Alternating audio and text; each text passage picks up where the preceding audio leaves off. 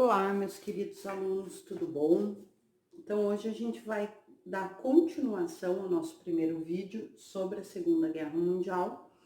Eu falei para vocês que eu preferi fazer dessa forma com vocês e apenas passar como sendo um acontecimento histórico, né, que foi importante para os direitos internacionais dos direitos humanos, né, próprios direitos humanos, mas eu acho de suma importância a gente entender de que forma que ocorreu a Segunda Guerra para, né, depois a criação tanto da Organização das Nações Unidas como da nossa Declaração Universal e os nossos pactos que vêm posteriormente. Eu falei para vocês que em 1934, então, Hitler toma o poder com a morte do presidente Hindenburg. Em 1935, Hitler já edita as leis de Nuremberg, né?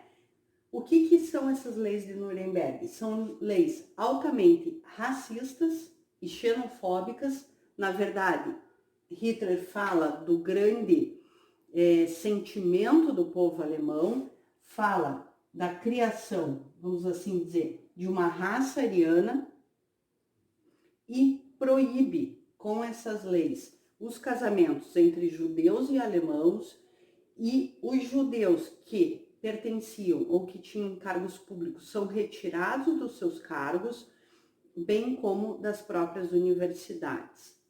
O que eu falei para vocês que o regime nazista ele traz algo a mais para esse estudo, porque na verdade não foi uma ideia comprada e assimilada por um povo comum, né? Por esse povo que vem derrotado da Primeira Guerra, que está vindo com hiperinflação, desemprego, né? A fome.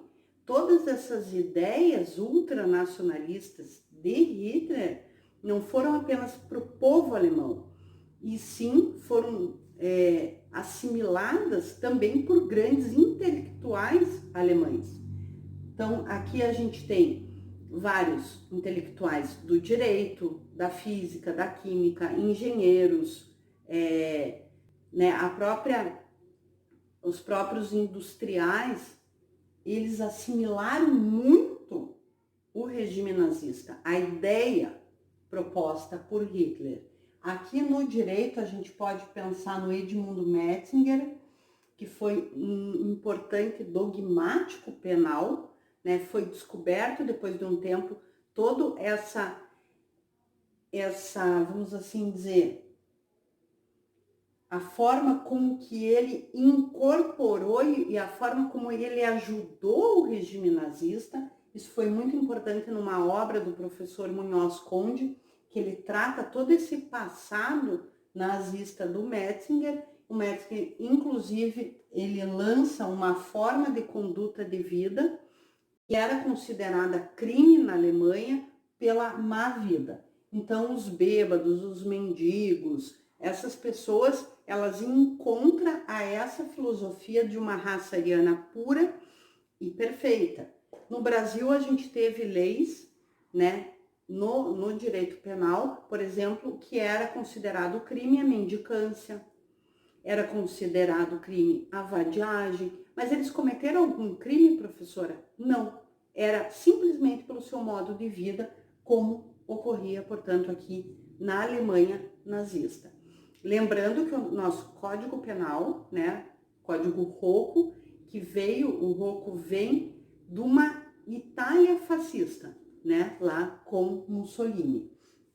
E temos também o Carl Schmitt, que foi um grande teórico do Estado, que ele falava que a vontade do Führer como última fonte do direito. Na verdade, o Führer que protege o direito. O que a gente vê agora, na verdade, um governante, ele está sujeito à norma, né? Se ele não cumpre o que a norma determina, ele pode ser punido. Neste caso aqui, nessa ideia de Schmitt, para o Führer, na verdade, era o contrário. As leis se submetiam ao soberano, não, ao Führer. Então, toda lei era favorável ao Führer. Daí vocês vão me perguntar, tá, mas essas leis, então, por mais absurdas, por mais xenofóbicas, por mais racistas, por mais...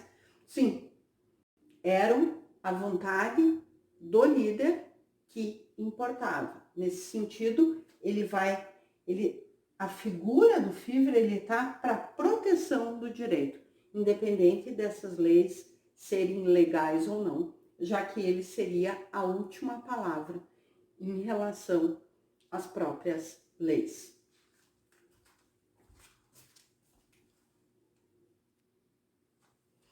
Então, gente, aqui no regime nazista havia uma classificação dos humanos. Os próprios seriam os arianos.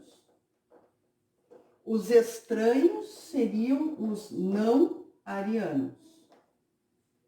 Os inimigos seriam o povo judeu, os ciganos. Nós tínhamos os traidores, que era aquele que traía a pátria alemã, e os perdedores de guerra. Então, o direito penal tem uma função dentro do regime nazista de extermínio de quem? Dos estranhos à comunidade ou parasitas sociais. Esses parasitas sociais é aqueles que eu falei para vocês, era esses mendigos, essas pessoas que estavam na rua, ou aqueles mesmo que, os bêbados, os delinquentes comuns, qualquer delinquente, os homossexuais e os deficientes.